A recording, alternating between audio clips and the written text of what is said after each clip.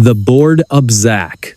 In the upcoming chapter, it was a quiet night in Sacramento, California, when the first chilling whispers of terror began to spread through the community. A shadowy figure moved silently under the cover of darkness, leaving behind a trail of unspeakable acts that would haunt the state for decades. Imagine this: a predator who struck not once, not twice, but over and over again, leaving victims traumatized and authorities baffled.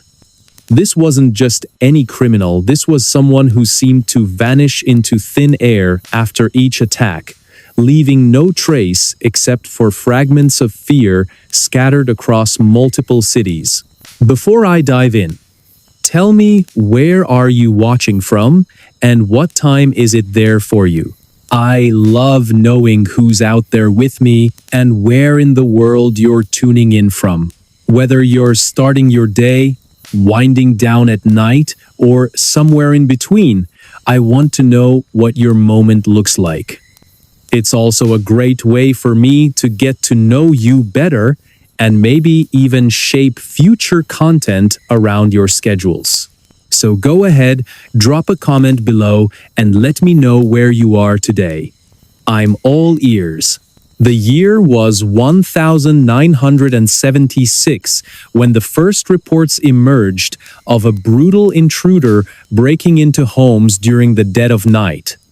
The East Area Rapist, as he came to be known, targeted women in their own beds, using violence and intimidation to silence them. Over the next decade, his crimes escalated beyond sexual assaults to include cold-blooded murder. By the early 1980s, he had expanded his territory, moving south to Orange County and leaving a trail of death and destruction in his wake. For years, law enforcement struggled to piece together the puzzle of who or what this monster could be. In the small town of Rancho Cordova, nestled near Sacramento, residents lived in constant dread. Families bolted their doors shut, installed security systems, and avoided walking alone after sunset. Yet nothing stopped the predator from striking again and again. Each crime left investigators scratching their heads, searching for connections between seemingly unrelated cases. Was this one man or an organized group? And why did he always manage to slip through the cracks? As we fast forward to the early 2000s, the case remained wide open, frustrating detectives and tormenting families still seeking closure. Forensic psychologist Emily Carter found herself drawn to the mystery after uncovering long-forgotten letters written by survivors recounting their harrowing experiences. She pored over these documents late into the night, her mind racing with questions. How could someone commit such heinous acts repeatedly without being caught?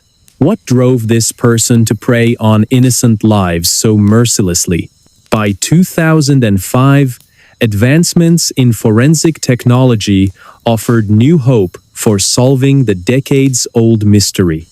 Detective Mark Thompson, who had spent much of his career chasing leads on the case, revisited old evidence with fresh eyes. Using DNA testing capabilities unavailable at the time of the attacks, investigators began matching biological material found at various crime scenes. One breakthrough involved linking semen samples collected from multiple victims to a single unknown male profile. Not someone previously considered a suspect, but someone entirely different. Could this finally be the key they needed? But the story doesn't end there. As years passed, public fascination with the case only grew stronger. True crime podcasts, documentaries, and online forums buzzed with theories about the identity of the Golden State Killer. Among those captivated by the case was Brian Carter, a computer programmer turned self-taught cryptographer.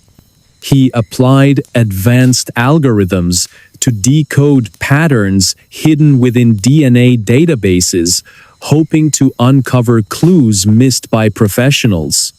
His work attracted national attention, sparking debates about whether amateurs could truly solve mysteries law enforcement couldn't crack. Meanwhile, Emily delved deeper into the psychological makeup of the attacker. Studying interviews conducted with victims revealed a haunting truth. Many described feeling as though the rapist enjoyed exerting control over them. It wasn't just about sex, it was about power.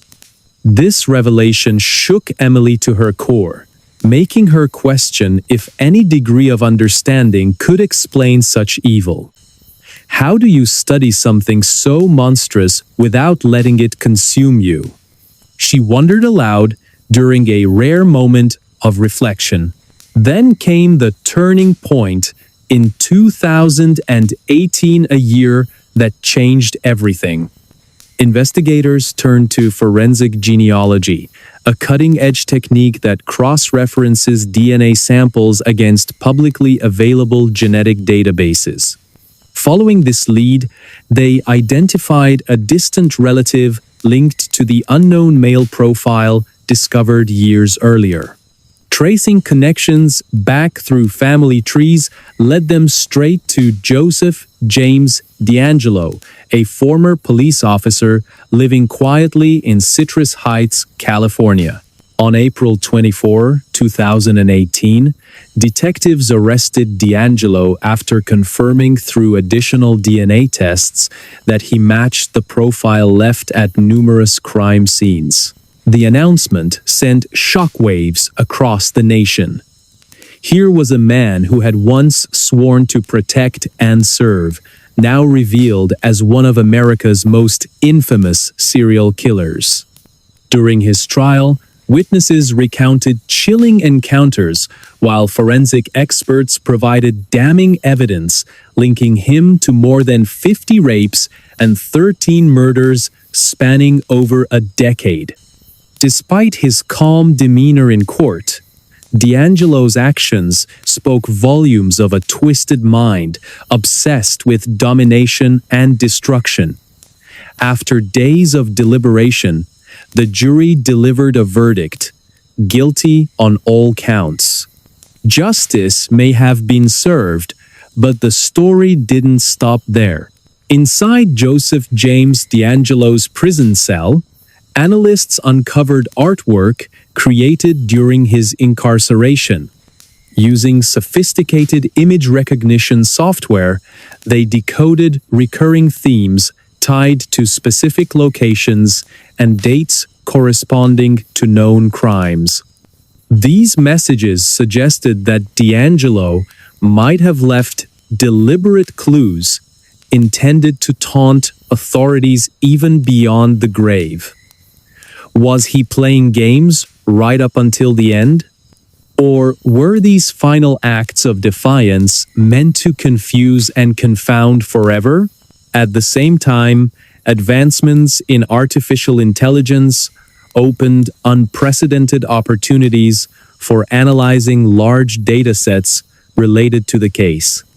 A program developed by Brian Carter sifted through thousands of pages of archived material, flagging patterns previously overlooked by human eyes.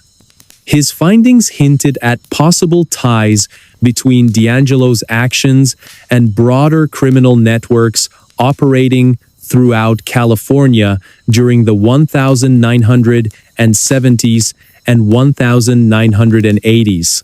Were these isolated incidents or part of something far larger? The atmosphere shifted dramatically as public interest in the case surged once again. Social media platforms buzzed with theories, some credible, others far-fetched, yet all contributing to a global conversation about justice and accountability. Families affected by similar losses gathered annually to honor their loved ones, finding solace in shared memories and unwavering determination. "We won't stop fighting," said Linda Hayes during a memorial service held near Sacramento, her voice cracking with emotion, underscoring the personal stakes involved.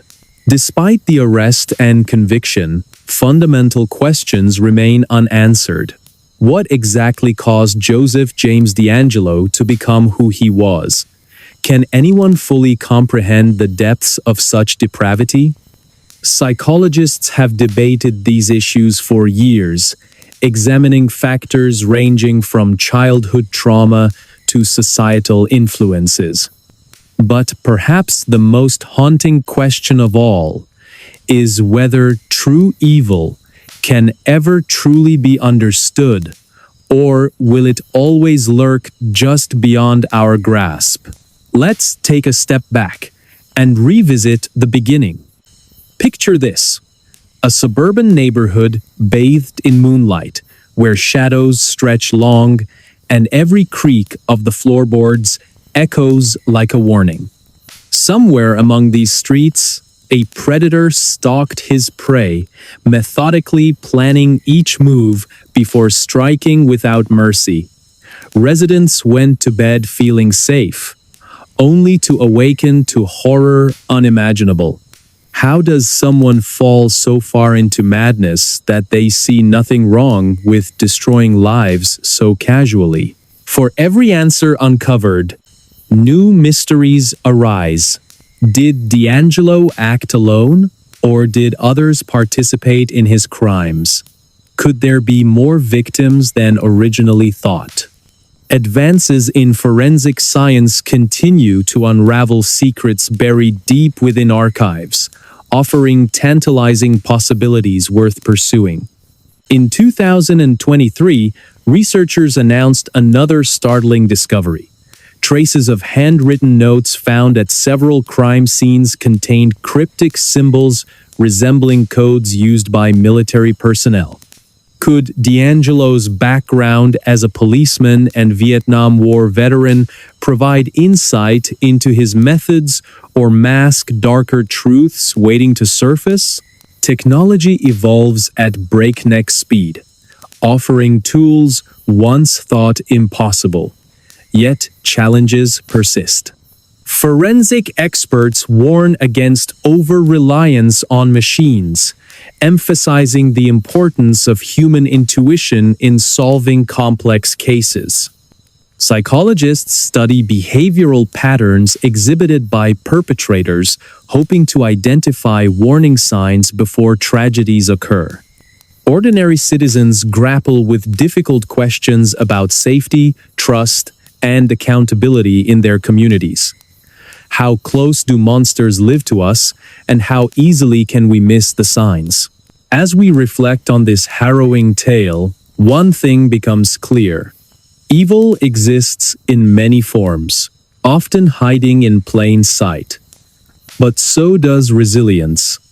Despite the horrors endured, the people of California continued to rebuild, finding light in the darkest corners. Support groups formed by family members of victims offer comfort and strength, reminding everyone that love can conquer fear. Memorials stand proudly, honoring those lost and inspiring future generations to learn from past mistakes. Do you believe the case will ever be fully solved? Or does its identity remain forever shrouded in darkness?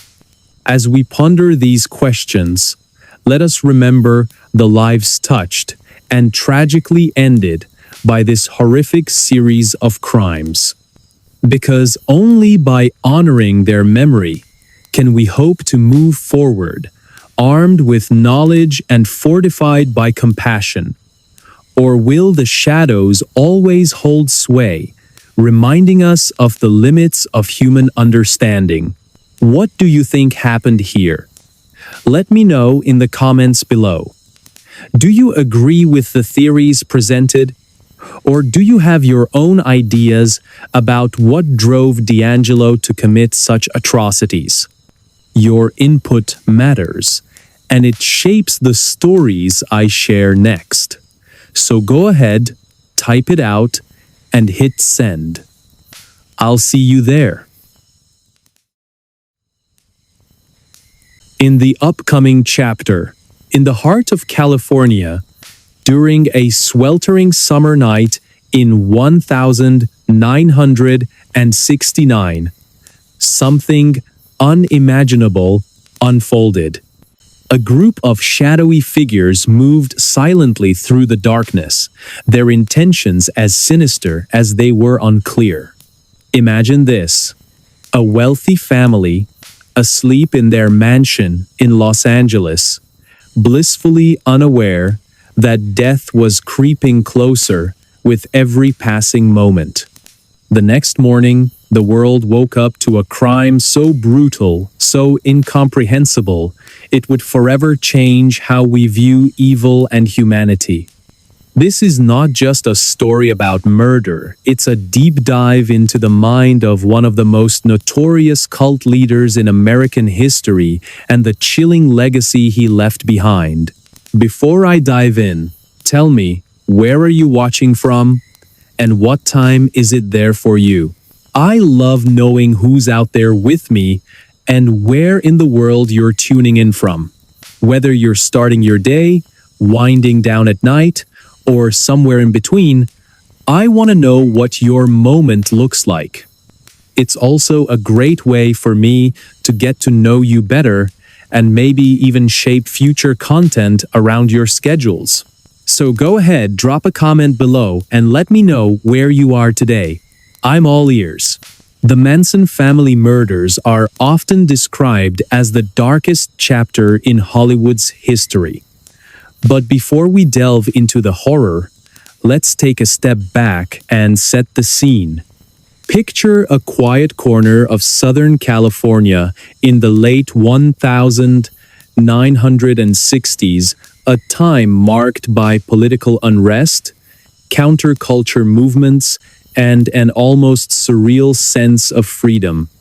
In this era, a charismatic man named Charles Manson rose to prominence among a group of disillusioned young people searching for meaning in chaos. To them, he wasn't just a leader, he was a prophet, a messiah, someone who promised answers to life's greatest mysteries. Little did they or anyone else know that his vision would lead to unspeakable tragedy. Manson's followers, mostly women in their late teens and early 20s, lived together on a secluded ranch called Spahn Ranch, located near Chatsworth, California. The property was run down, isolated, and eerily fitting for the twisted ideology brewing within its walls. Days were spent indulging in drugs, music, and relentless repetition of apocalyptic prophecies known as helter-skelter. Manson believed society was on the brink of collapse and envisioned a race war that would leave only him and his loyal disciples standing. For these impressionable individuals, his words weren't just persuasive, they were gospel. They followed without question, believing themselves part of something greater than life itself. But here's where things turn dark. On August 8, 1969, 4 members of the Manson family drove to a luxurious home nestled in the hills of Los Angeles. Their target? Roman Polanski's residence at 10,050 Cielo Drive. Inside lay Sharon Tate, the radiant actress 8.5 months pregnant, along with her friends Jay Sebring, Abigail Folger, Wojtek Frykowski, and Stephen Parent. What happened next shocked the nation and continues to haunt us decades later. Over the course of several hours, The intruders committed acts so heinous, so devoid of humanity, that even seasoned detectives struggled to comprehend them. By the time the sun rose, 5 innocent lives had been brutally taken, leaving behind a trail of blood and unanswered questions. As investigators combed through the crime scene, they uncovered chilling details. Written in blood on the front door was the word pigs, a taunting message meant to incite panic and confusion. The brutality of the killings, combined with cryptic clues left behind, sent shockwaves through law enforcement and the public alike. Who could have done such a thing, and why? At first, no one suspected Charles Manson or his followers. After all, how could a ragtag group of hippies be responsible for one of the most infamous crimes in American history? But as the investigation deepened, connections began to emerge. Detectives traced evidence back to Spahn Ranch, uncovering disturbing artifacts, photographs, journals, and audio recordings that painted a picture of a deranged leader manipulating vulnerable minds. Manson himself became increasingly erratic, spouting bizarre theories and encouraging violence against those he deemed enemies of his twisted utopia. His influence over the family was absolute, built on fear, dependency, and a warped sense of loyalty. When asked why he targeted specific victims, Manson simply replied, "Because they represented purity and innocence, qualities I wanted to destroy." Fast forward to the present day, and the case remains a subject of fascination and debate. Advances in forensic science and psychology have shed new light on Manson's methods, revealing patterns that might have gone unnoticed during the original investigation. For instance, modern psychologists now recognize the power dynamics at play within cults, emphasizing how charismatic leaders exploit emotional vulnerabilities to gain control. One study conducted in the mid-2010s identified similarities between Manson's techniques and those used by contemporary cult leaders, suggesting timeless lessons about human susceptibility to manipulation. In recent years, amateur sleuths and professional investigators alike have revisited the case, hoping to uncover hidden truths. Using sophisticated image recognition software, researchers analyzed photographs taken during Manson's incarceration, identifying recurring themes tied to specific locations and dates corresponding to known crimes. These findings suggest Manson may have left deliberate clues intended to mock authorities long after his capture. Was he playing games right up until the end? Some believe so, pointing to letters written while awaiting execution that contained riddles and cryptic messages still unsolved today. Meanwhile, technology has played a pivotal role in reigniting interest in the case. Social media platforms buzz with theories, some credible, others far-fetched, yet all contributing to a global conversation about justice and accountability.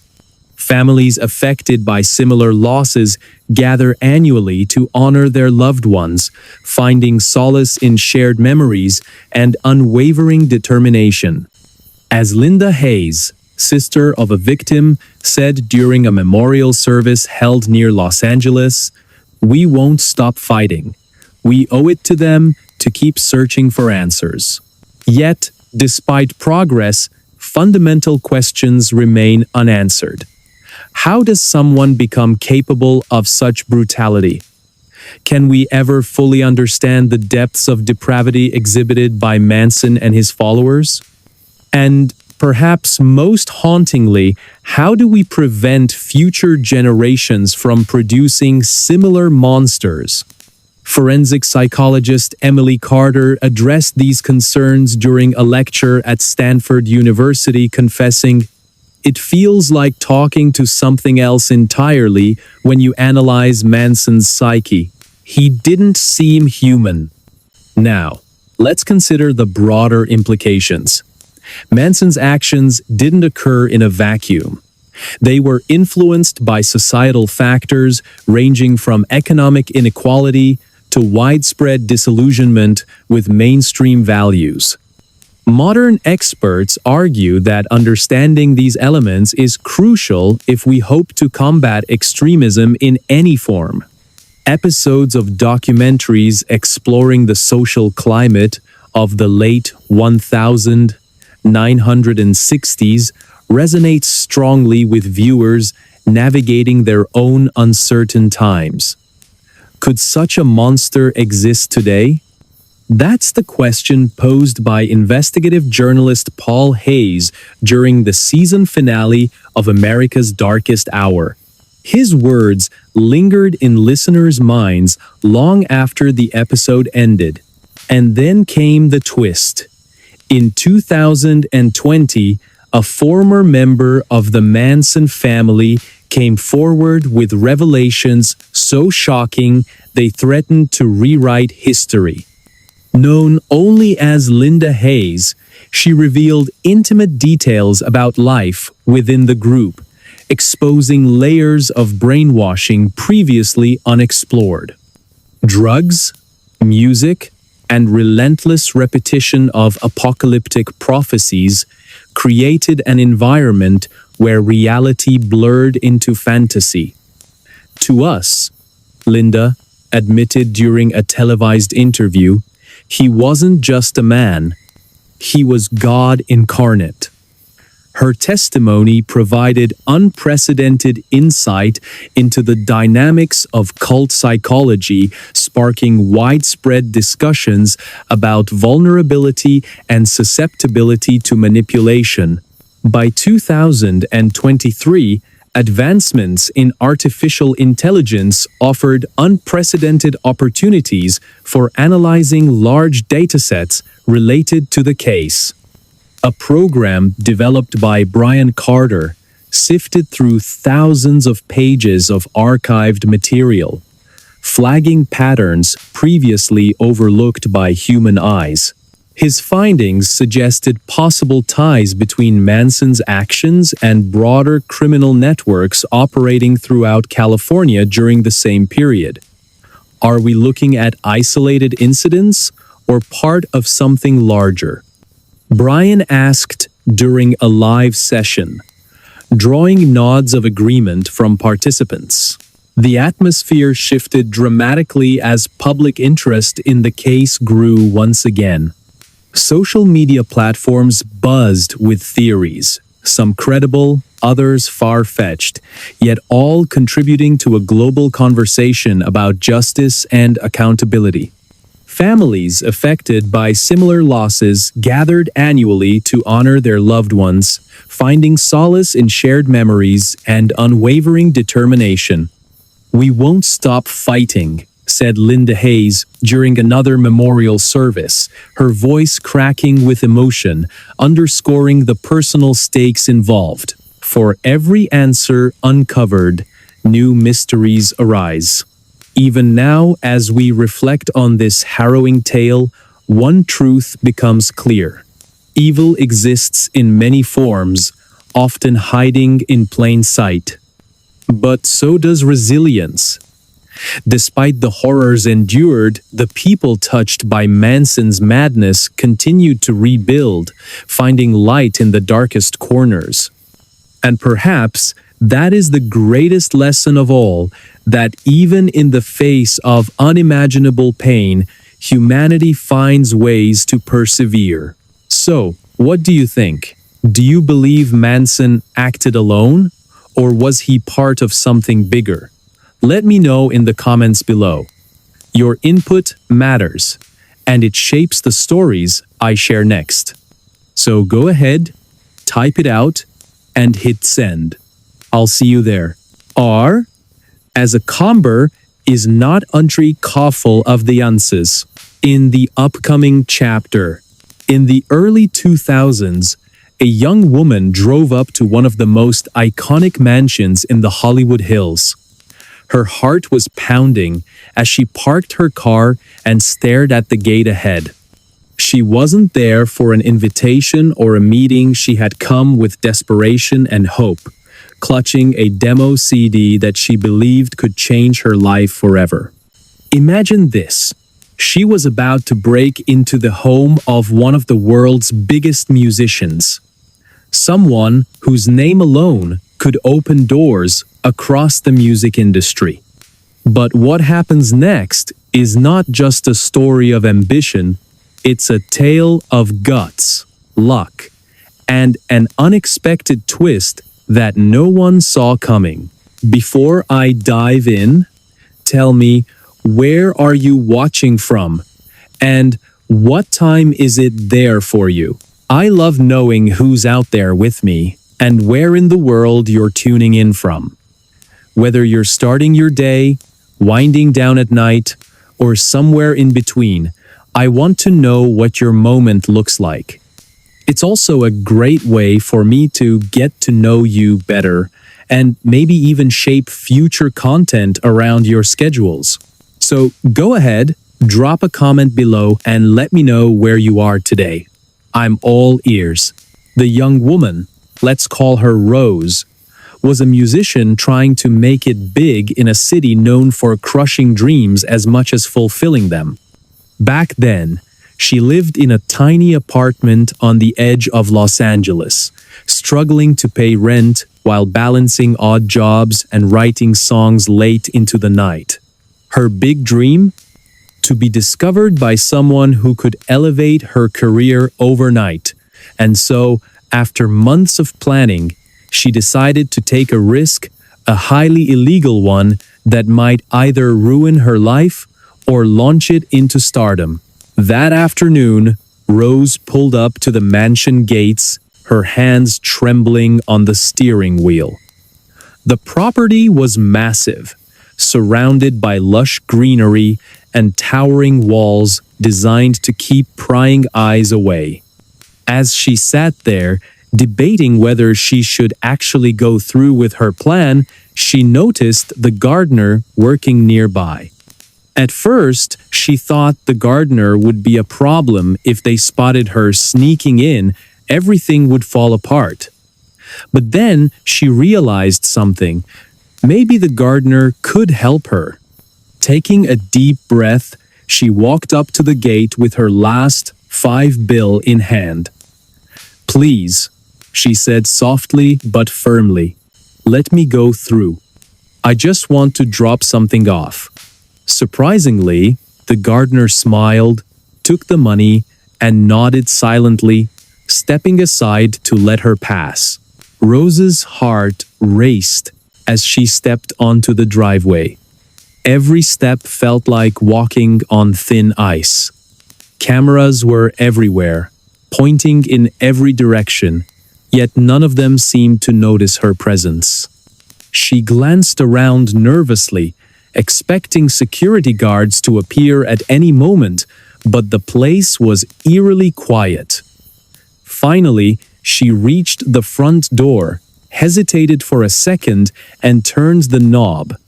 To her shock, it opened without resistance. Stepping inside, she found herself surrounded by luxury, expensive artwork, plush furniture, and a sense of opulence that only the rich truly understand. Still, there was no one around. It was almost surreal. As she explored the ground floor, searching for any sign of the owner, Rose couldn't shake the feeling that she was living in a movie scene. This wasn't supposed to happen. It was too easy, too straightforward. Yet, here she was, standing in the middle of a house belonging to one of the most famous people on the planet. Eventually, curiosity led her to discover an elevator. Without thinking twice, she stepped inside, pressed the button for the upper floors, and waited anxiously as the elevator ascended. But just as the elevator doors opened, reality hit her hard. There, sitting in the room right outside, was the legendary musician himself, Prince. He looked calm, almost serene, strumming his guitar as if nothing unusual was happening. For a brief moment, neither of them moved. Rose stood frozen, staring at the man she idolized, while Prince simply turned his head, raising an eyebrow at this unexpected visitor. Then, gathering all her courage, Rose stepped forward, threw the demo CD onto the table between them, and bolted back toward the elevator without saying a word. By the time she made it back to the front door, Prince's security team had already caught up to her. They stopped her, questioned her, and surely considered calling the police. However, instead of pressing charges, Prince listened to her explanation. Perhaps he saw something in her determination, or maybe he understood the lengths artists sometimes go to when chasing their dreams. Whatever the reason, he let her walk away unscathed but empty-handed. That interaction didn't lead to immediate fame. In fact, it seemed like just another bizarre chapter in her chaotic journey.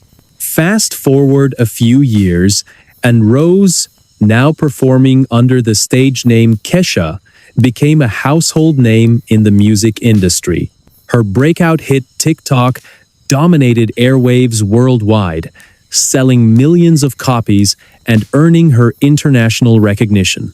Fans adored her edgy style and raw talent, but little did they know how close she came to being arrested before achieving success.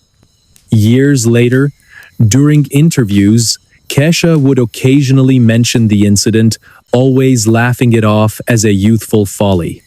However, behind closed doors, she admitted privately that the experience taught her resilience, the importance of never giving up, even when the odds seem insurmountable.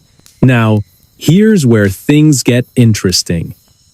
While Kesha's career skyrocketed, questions lingered about that fateful day. Did Prince ever listen to the demo CD she left behind? If so, what did he think of it? Some speculate that he might have been impressed enough to share it with industry contacts, planting seeds for Kesha's eventual rise. Others believe it was mere coincidence, attributing her success solely to her relentless drive and unique sound.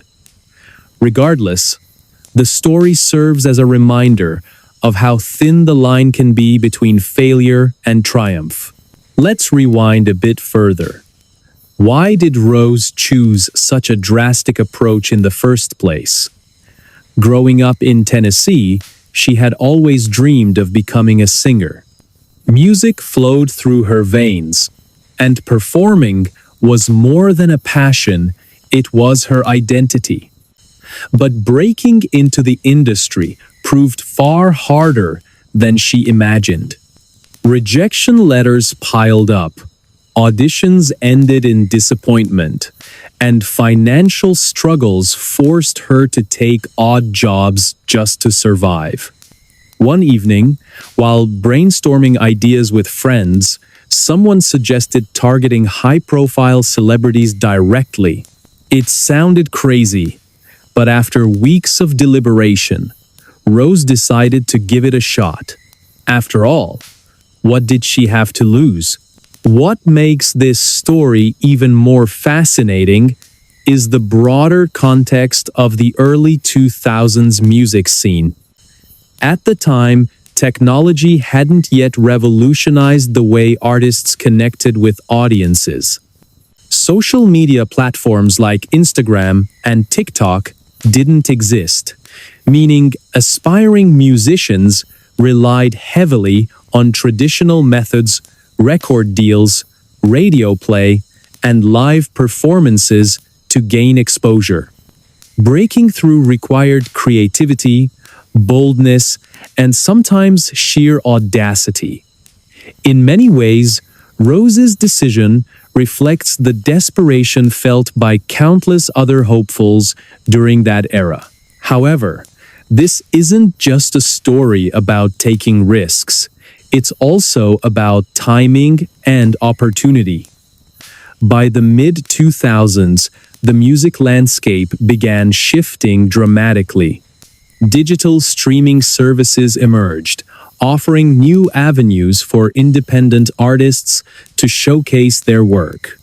Meanwhile, Kesha continued honing her craft, collaborating with producers and songwriters who recognized her potential. When her big break finally arrived, it wasn't because of Prince or anyone else, really, but because she stayed true to herself and refused to compromise her vision. Yet, the mystery remains. What happened to that demo CD? Investigators, curious fans, dug deep into Prince's archives after his untimely death in 2016, hoping to uncover some hidden connection. While no definitive evidence surfaced linking the two directly, rumors persist among those close to Prince's inner circle.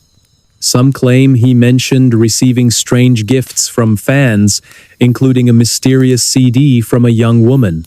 Others dismiss these stories entirely, insisting Prince wouldn't waste time on unknown talents. Still, the possibility lingers, fueling debates within the music community. As we reflect on this incredible story, one thing becomes clear. Life rarely follows a predictable path. Sometimes, success comes from calculated moves, while other times, it stems from reckless gambles. For Kesha, both played a role in shaping her destiny. Today, she stands as a symbol of perseverance, reminding us that our wildest dreams often require unconventional steps to become reality. So, what do you think? Was it pure luck that saved Rose that day, or did Prince recognize her potential and decide to let her leave quietly? Let me know in the comments below.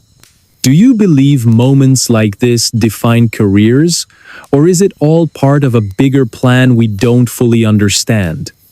Your thoughts matter, and they might inspire future episodes. Don't forget to hit that like button if you enjoyed this story, and consider subscribing for more tales of ambition, mystery, and triumph. Who knows, maybe tomorrow's video will feature someone whose story resonates with yours. Until next time, thanks for joining me on this ride. See you soon.